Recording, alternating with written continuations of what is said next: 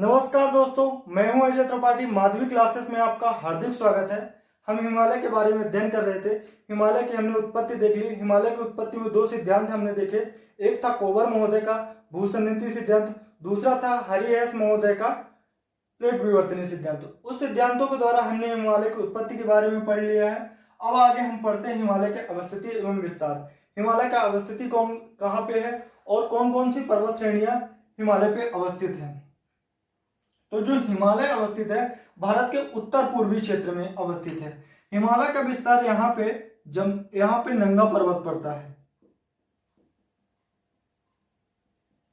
नंगा पर्वत से शुरू होके जम्मू कश्मीर के बाद हिमाचल प्रदेश के बाद उत्तराखंड के बाद सिक्किम के बाद अरुणाचल प्रदेश, और अरुणाचल प्रदेश के ऊपर तिब्बत में एक पर्वत पड़ता है नामचा वर्मा पर्वत। जो नामचा वर्मा पर्वत है ये भारत में ना अवस्थित होके भारत के ऊपर तिब्बत वाला जो क्षेत्र है उसमें अवस्थित है। तो नामचा वर्मा पर्वत के बाद जो हिमालय पर्वत है वो दक्षिण की ओर मुड़ जाता है और इसका कुछ विस्तार म्यांमार में है। म्यांमार के अलावा इसका कुछ विस्तार भारत के उत्तर पूर्वी राज्यों में अरुणाचल प्रदेश में भी है, नागालैंड में भी है, मणिपुर में भी है और मिजोरम में भी है। तो हिमालय का जो विस्तार म्यांमार में है उसे अराकान योमा पर्वत के रूप में जाना जाता है। अराकान योमा पर्वत जो म्यांमार में है वो हिमालय का ही भाग है। और जो उत्तर पूर्वी राज्यों में हिमालय का जो विस्तार है तो अरुणाचल प्रदेश में इसको पटकाई बूम पहाड़ी के नाम से जाना जाता है। पटकाई बूम पहाड़ी, नागालैंड में नागा पहाड़ी, मणिपुर में मणिपुरी पहाड़ी और मिजोरम में मिजो पहाड़ी के नाम से जाना जाता है।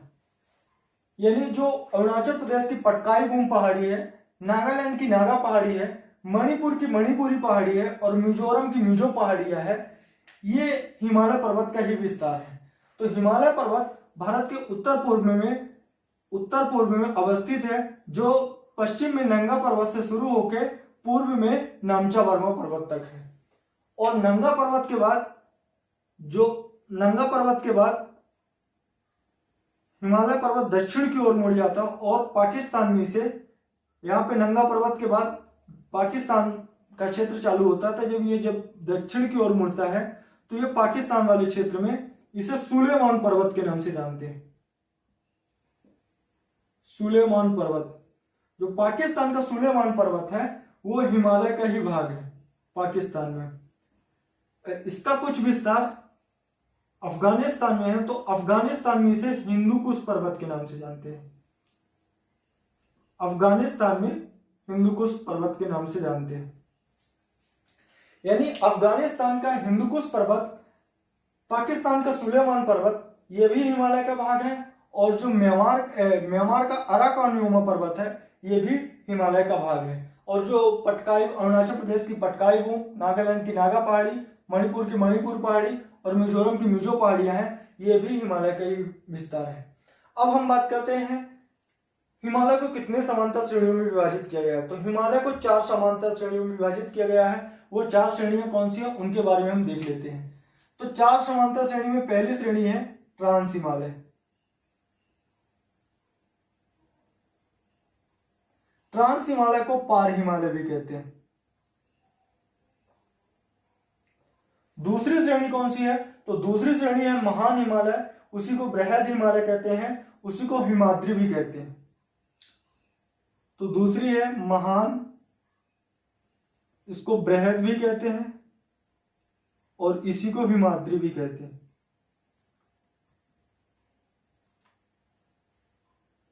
हिमाद्री हिमालय।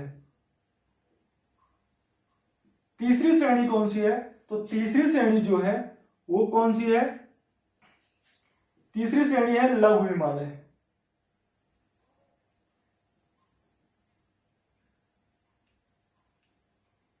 और चौथी श्रेणी कौन सी है? चौथी श्रेणी है शिवालिक हिमालय।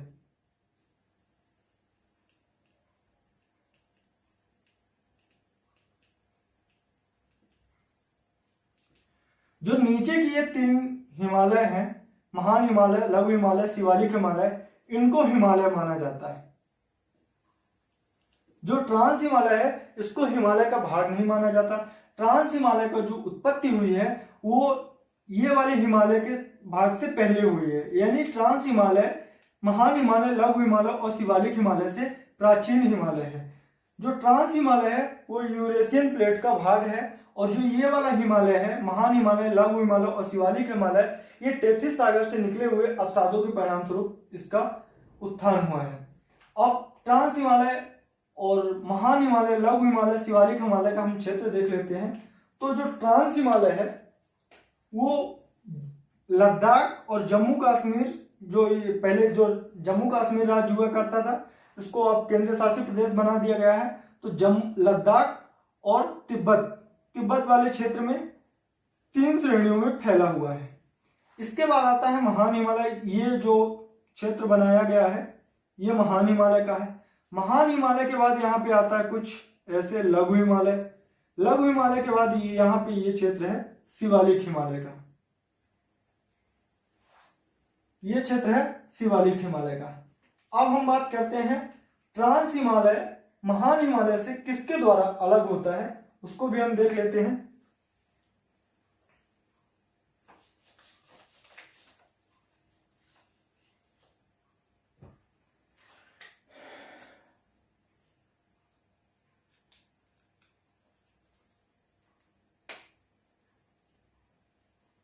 यहाँ पे कुछ ऐसा स्वरूप बनता है। तो ये है तिब्बत पठार, तिब्बत का क्षेत्र, तिब्बत। और ये है महान हिमालय, ये है लघु हिमालय, ये है शिवालिक हिमालय। जो सर्वाधिक ऊंची चोटियां हैं वो महान हिमालय में पाई जाती हैं, उसके बाद लघु हिमालय में, फिर बाद में शिवालिक हिमालय।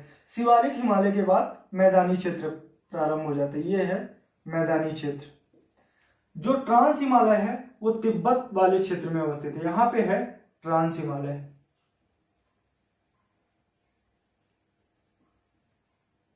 ट्रांस हिमालय तिब्बत वाले क्षेत्र में अवस्थित है। जो ट्रांस हिमालय है वो महान हिमालय से किसके द्वारा अलग होता है, तो यहाँ पे पड़ता है सचर जोन।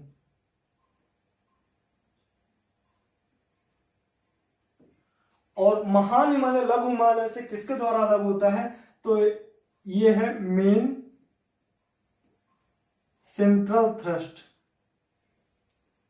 सेंट्रल थ्रस्ट के द्वारा, मेन सेंट्रल थ्रस्ट के द्वारा महान हिमालय लघु हिमालय से अलग होता है। और लघु हिमालय शिवालिक हिमालय से किसके द्वारा अलग होता है, तो मेन बाउंड्री थ्रस्ट के द्वारा अलग होता है। और शिवालिक हिमालय मैदानी भाग से किसके द्वारा अलग होता है, तो ये वाला क्षेत्र का नाम है Himalayan frontal thrust.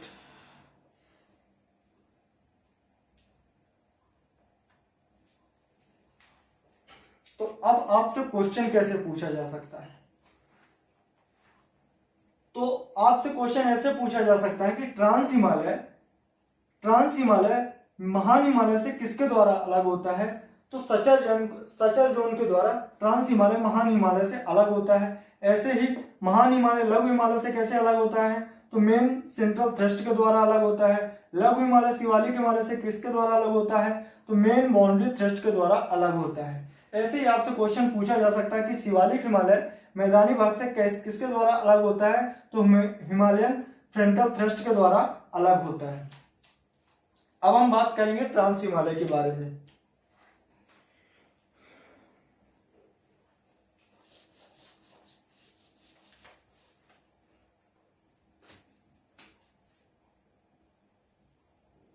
Trans Himalaya का जो विस्तार है तो लद्दाख केंद्र शासित प्रदेश और जम्मू कश्मीर में भी है थोड़ा सा। तो ट्रांस हिमालय, इसके बाद तिब्बत वाले क्षेत्र में भी ट्रांस हिमालय का विस्तार है। ट्रांस हिमालय में 3 पर्वत श्रेणियां पाई जाती हैं। पहली पर्वत श्रेणी है काराकोरम पर्वत श्रेणी।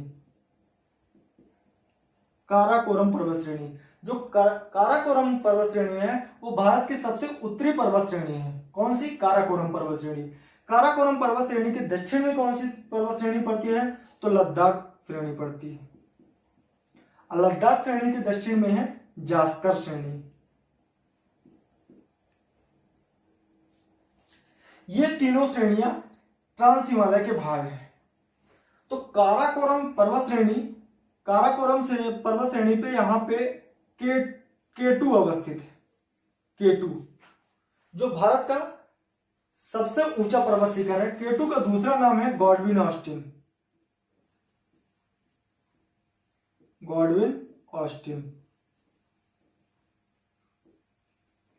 K2 की ऊंचाई कितनी है? तो K2 की ऊंचाई है 8611 किलोमीटर, माफ कीजिएगा 8611 मीटर। ठीक है। तो ये जो K2 है वो पाकिस्तान अधिकृत कश्मीर में अवस्थित है। ये कुछ ऐसा क्षेत्र है जो ये वाले क्षेत्र में POK कहलाता है, POK पाक ऑक्यूपाइड कश्मीर, और ये वाला क्षेत्र जो है भारत के हिस्से में है। तो जो K2 है वो पाक अधिकृत कश्मीर में अवस्थित है। और पाकिस्तान में इसको किस नाम से जाना जाता है? तो पाकिस्तान में इसे शाह गोरी के नाम से जाना जाता है। और इसको तिब्बत में चोगोरी के नाम से जाना जाता है। K2 को। K2 जो है भारत की सबसे उच्चतम पर्वत शिखर है और दुनिया की दूसरी सबसे उच्चतम पर्वत शिखर है। पहले नंबर में दुनिया की सबसे उच्चतम पर्वत शिखर कौन सी है? तो माउंट एवरेस्ट, नेपाल में माउंट एवरेस्ट है जिसकी ऊंचाई है 8850 मीटर। वो दुनिया की सबसे ऊंची पर्वत शिखर है। दूसरे नंबर पे है K2 जो भारत की सबसे ऊंची पर्वत शिखर है। उसकी ऊंचाई कितनी है? 8611 मीटर। इसको हिमालय, अगर आपसे क्वेश्चन पूछता है कि हिमालय की भारत में अवस्थित सबसे ऊंची पर्वत शिखर कौन सी है, तो आपका आंसर होगा कंचनजंगा, ना कि K2 ट्रांस हिमालय में अवस्थित है। जो ट्रांस हिमालय है, ट्रांस हिमालय को हिमालय का भाग नहीं माना गया है, इसलिए K2 आपका आंसर नहीं होगा। आपका आंसर होगा कंचनजंगा। अगर आपसे पूछता है भारत की सबसे ऊंची पर्वत चोटी कौन सी है, तब आपका आंसर होगा K2। और K2 के आगे जब चलते हैं तो काराकोरम पर्वत श्रेणी पे ही एक पर्वत अवस्थित है, उसका नाम है ब्रॉड पीक। ब्रॉड पीक के और आगे एक और पर्वत शिखर है जिसका नाम है ग्रासिर बूम। ये हो गए काराकोरम पर्वत श्रेणी में अवस्थित कुछ प्रमुख पर्वत। अब हम बात करते हैं कि लद्दाख श्रेणी में अवस्थित पर्वतों के बारे में।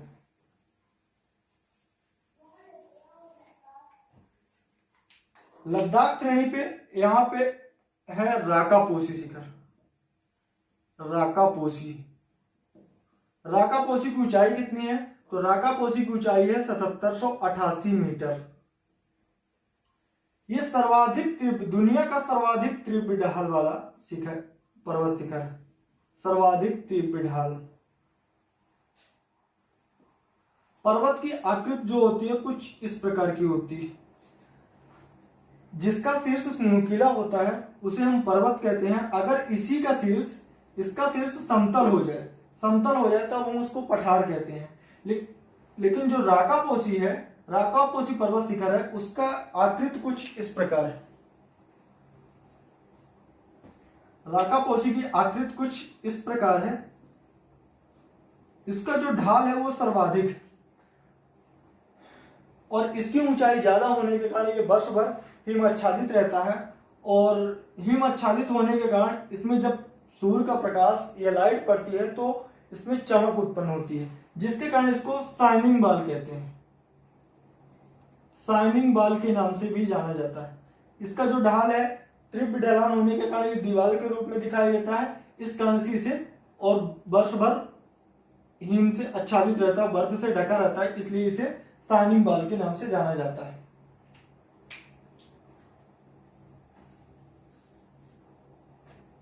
और राकापोसी के आगे एक और पर्वत शिखर पड़ता है लद्दाख श्रेणी में ही, उसका नाम है Maasir boom. Maasir boom. Maasir boom का दूसरा नाम क्या है? तो मासिर बूम का दूसरा नाम है K1। K2 कौन सा है? K2 Godwin Austen. K2 का दूसरा नाम क्या है? गॉडविन ऑस्टिन, जो भारत का सबसे ऊंचा पर्वत शिखर है। ठीक है। और दूसरा कौन सा है?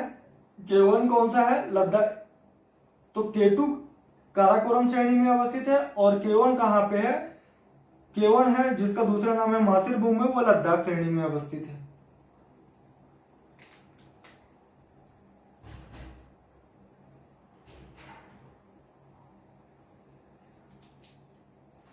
तो अब देखते हैं आपसे क्वेश्चन कैसे पूछा जा सकता है। तो आपसे क्वेश्चन इस प्रकार से पूछा जा सकता है कि भारत के सबसे उत्तरतम यानी उत्तरी पर्वत श्रेणी कौन सी है? तो आपका आंसर होगा काराकोरम पर्वत श्रेणी। भारत की सबसे ऊंची पर्वत चोटी कौन सी है? तो K2 भारत की सबसे ऊंची पर्वत चोटी है। अगर आपसे पूछा जाए कि हिमालय की, भारत में अवस्थित हिमालय की सबसे ऊंची पर्वत चोटी कौन सी है, तो आपका आंसर होगा कंचनजंगा, ना कि K2, क्योंकि K2 जो है वो ट्रांस हिमालय में हो और कंचनजंगा जो है वो महान हिमालय में अवस्थित है। हम आगे पढ़ेंगे तब चर्चा करेंगे। और सबसे तीव्र ढाल वाली जो है राकापोसी, इससे आपको वैसे क्वेश्चन पूछा जा सकता है। अभी तक राकापोसी की ऊंचाई नहीं पूछी गई, संभवतः अब ऊंचाई पूछी जा सके।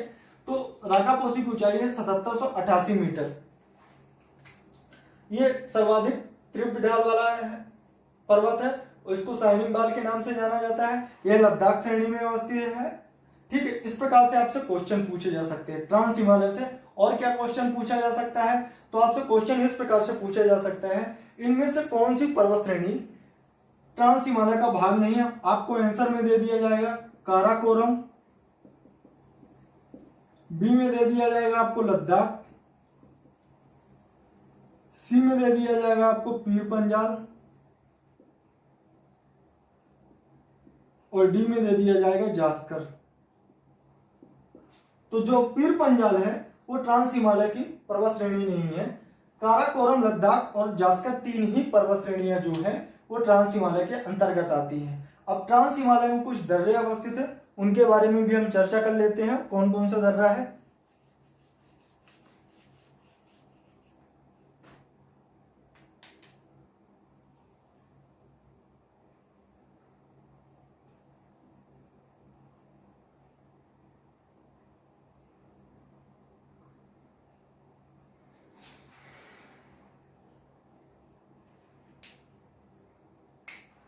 ये काराकोरम श्रेणी हुई, ये लद्दाख श्रेणी हुई, ये जास्का श्रेणी। तो काराकोरम श्रेणी में एक दर्रा है यहाँ पे काराकोरम दर्रा। यहाँ दूसरा दर्रा लद्दाख श्रेणी में है जिसका नाम है खारदुल्ला दर्रा, इसका नाम है काराकोरम दर्रा। लद्दाख श्रेणी में जो दर्रा है उसका नाम है खारदुल्ला दर्रा, खारदुल्ला दर्रा। और जास्का श्रेणी में एक दर्रा है उसका नाम है जोजिला दर्रा।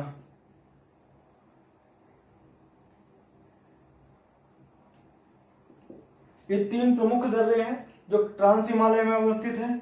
और ट्रांस हिमालय में कुछ ग्लेशियर भी हैं, उनके बारे में भी हम बात कर लेते हैं। कौन कौन से ग्लेशियर मुख्य हैं?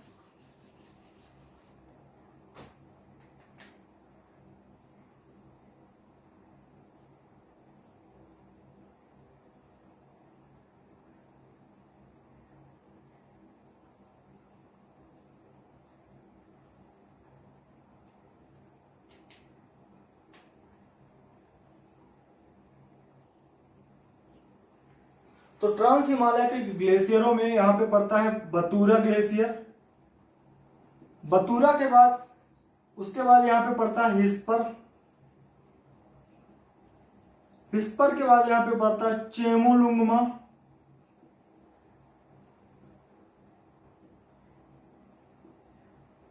चेमोलुंगमा के बाद यहाँ पे पड़ता है बियाफो। बियाफो के बाद यहाँ पे पड़ता है केटू। केटू, जो केटू है वो कुछ और इधर होना चाहिए। तो केटू जो है वो बियाफो के बाद पड़ता है और बियाफो के बाद यहाँ पे पड़ता है बाल्टेरो ग्लेशियर। बाल्टेरो ग्लेशियर के बाद यहाँ पे पड़ता है सियाचिन ग्लेशियर।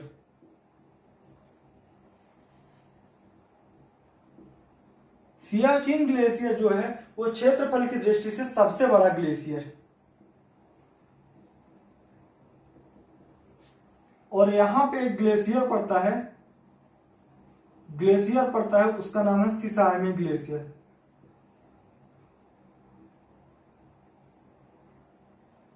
सिसाइमी ग्लेशियर जो है वो सबसे लंबा ग्लेशियर है, सबसे लंबा ग्लेशियर। और यहां पे एक ग्लेशियर पड़ता है, उसका नाम है साल्टेरो कांगड़ी, साल्टेरो कांगड़ी। तो आपसे क्वेश्चन आप कैसे पूछे जा सकते हैं, एक बार हम फिर से देख लेते हैं। तो क्वेश्चन कैसे पूछे जाएंगे कि इनमें से कौन सा हिमालय का भाग नहीं है। आपके ऑप्शन दे दिया जाएगा, ट्रांस हिमालय, लघु हिमालय, लघु हिमालय, महान हिमालय और शिवालिक हिमालय। तो हिमालय का कौन सा भाग नहीं माना जाता है? ट्रांस हिमालय को हिमालय का भाग नहीं माना जाता है। और आपसे क्वेश्चन पूछा जाएगा कि जो केटू है वो कौन सी पर्वत श्रेणी में अवस्थित है? तो काराकोरम पर्वत श्रेणी में अवस्थित है। राकापोसी पर्वत शिखर कौन सी पर्वत श्रेणी में अवस्थित है? तो राकापोसी कहाँ पे अवस्थित है? लद्दाख पर्वत श्रेणी में। आपसे पूछा जा सकता है कि सियाचिन ग्लेशियर